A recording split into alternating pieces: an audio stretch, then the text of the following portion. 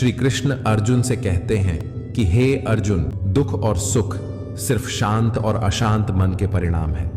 अशांत मन दुख को जन्म देता है और शांत मन परम आनंद को जन्म देता है। किसी से भी हद से ज्यादा लगाव कभी मत रखना। दुर्योधन के पिता धृतराष्ट्र का राजगद्दी से बहुत ज्यादा लगाव था।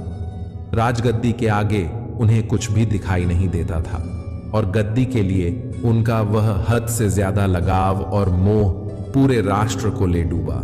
आप भी जब ऐसी ही किसी के पीछे हद से ज्यादा पागल हो जाते हैं तो वह चीज आपको मिले या ना मिले, लेकिन आपकी जिंदगी जरूर खराब कर देती है। लोगों की बातों पर जितना ध्यान देंगे उतना ही आपका खुद पर से विश्वास कम होता जाएगा। इसलिए खुद पर विश्वास कर खुद के दम पर आगे बढ़ो और स्वयं ही अपना मार्ग तय करो। जीवन में किसी भी पल कुछ भी हो सकता है। जीवन सीमित है, समय व्यर्थ मत करो। बुरे अतीत को याद करके दुखी होने से अच्छा है कि उससे सीख लो और अपने वर्तमान को सुधार कर एक बेहतर भविष्य का निर्माण करो। तुम किस बात को लेकर परेशान हो, कर्म करें और ईश्वर पर भरोसा रखें। क्या होगा क्या नहीं, ये ईश्वर पर छोड़ दें। जितना अधिक पुरुषार्थ करोगे, स्वर्ग का मार्ग उतना ही सरल होगा। स्वयं को ईश्वर के चरणों में सौंप दो। नित्य अच्छे कर्म करो और लोगों की भलाई करो और उन्हें सही राह दिखाओ। एक ज्ञानवान व्यक्ति कभी भी कामुक सुख में आनंद नहीं लेता, इसलिए ज्ञानी बनो। जो हो गया वह अच्छा हुआ, जो हो रहा है वह भी अच्छा हो रहा है और जो होगा वह भी अच्छा ही होगा।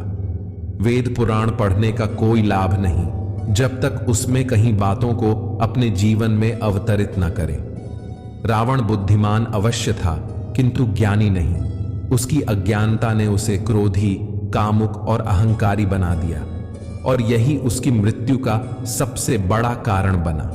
मैं सभी प्राणियों को एक समान रूप से देखता हूं। मेरे लिए ना कोई कम प्रिय है और ना ही अधिक। वह ज्ञान व्यर्थ है जो सिर्फ तुम तक ही सीमित है। उस ज्ञान का कोई लाभ नहीं जिससे समाज एवं जगत का कल्याण ना किया जा सके। तुम क्यों व्यर्थ में चिंता करते हो? तुम क्यों भयभीत होते हो? कौन तुम्हें मार सकता है? आत्मा ना कभी जन्म लेती है और ना ही इसे कोई मार सकता है। यही जीवन का अंतिम सत्य है। अपना दिल उस ईश्वर को समर्पित कर दो, फिर देखना आपका दिल कोई नहीं दुखा पाएगा। याद रखना, इस दुनिया में आप जिससे भी सबसे ज्यादा दिल लगाओगे, सबसे ज्यादा दुख भी आपको वही इंसान देगा, क्योंकि इस दुनिया में दिल की कोई कदर नहीं है, भावनाओं की कोई कदर नहीं है। कदर होती है बस मतलब की फायदे की, कि आपसे किसी का क्या फायदा हो सकता है। जब तक आपसे लोगों का मतलब है तब तक सब लोग आपसे अच्छा चलते हैं। जैसे ही उनका मतलब खत्म हो जाता है वैसे ही उनका बात करने का तरीका भी बदल जाता है। इसीलिए जब आप किसी से नया नया मिलते हैं तो उस पर यकीन मत करिए। वह सिर्फ एक मुखौटा है आपको दिखाने के लिए, आपको फंसाने के लिए। अब ये आप पर निर्भर करता है कि आप उसमें फंसते हैं या अपनी समझ से काम लेते हैं। कि कभी भी अपने धन, अपने पद और अपने बल का अभिमान नहीं करना चाहिए। दुर्योधन को बहुत अभिमान था कि मेरे पास भीष्म पितामह, द्रोणाचार्य और कर्ण जैसे योद्धा साथ हैं, तो इन पांडवों को तो मैं यूं ही मसल कर रख दूंगा। कौरवों को अपने धन का अभिमान था, अपने पद और शक्ति का अभिमान था, लेकिन वह अभिमान एक दिन उसके सर्वनाश का कारण बना। जो लोग अपने पैसे के अहंकार में या शक्ति के अहंकार में दूसरों को नीचा दिखाते हैं, दूसरों को चोट पहुंचाते हैं, एक दिन उनकी वही गलती उनका सर्वनाश कर देती है। इसलिए जीवन में आप चाहे कितने भी सफल हो जाएं, कितने भी बड़े इंसान हो जाएं, लेकिन उसका अभिमान दूसरों को कभी मत दिखाना। श्री कृष्ण अर्जुन से कहते हैं कि हे अर्जुन, मृत्यु जीवन का अटल सत्य है, जिसे कुछ समय के लिए टाला जा सकता है किंतु झूठा साबित नहीं किया जा सकता। और यह शरीर तो किराए के घर की भांति है जहां हम कुछ समय के मेहमान हैं। शरीर नश्वर है किंतु आत्मा अमर है।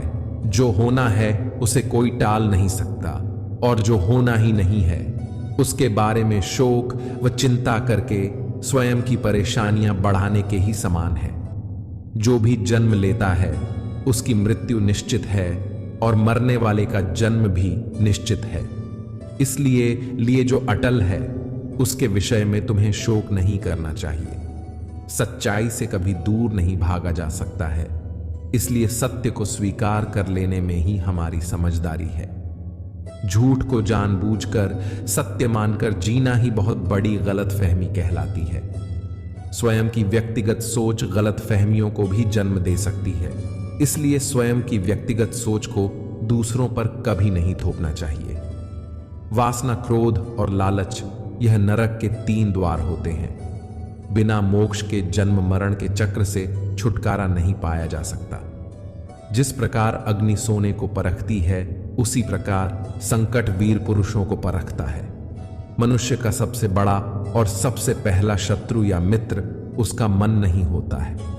एक और हद से अधिक इच्छाएं जीवन का सुकून छीन लेती हैं। बिना किसी पुरुषार्थ के आप अच्छे फल व सकारात्मक परिणाम की कामना ही नहीं कर सकते। यदि आप धर्म के मार्ग पर चलते हैं तो परिणाम की चिंता किए बिना अपने धर्म का निडरता से पालन करें। जहां आपके लिए प्रेम और इज्जत नहीं है वहां कभी मत जाओ। महाभारत का युद्ध शुरू होने से पहले श्री कृष्ण पांडवों की तरफ से शांति प्रस्ताव लेकर हस्तिनापुर गए थे।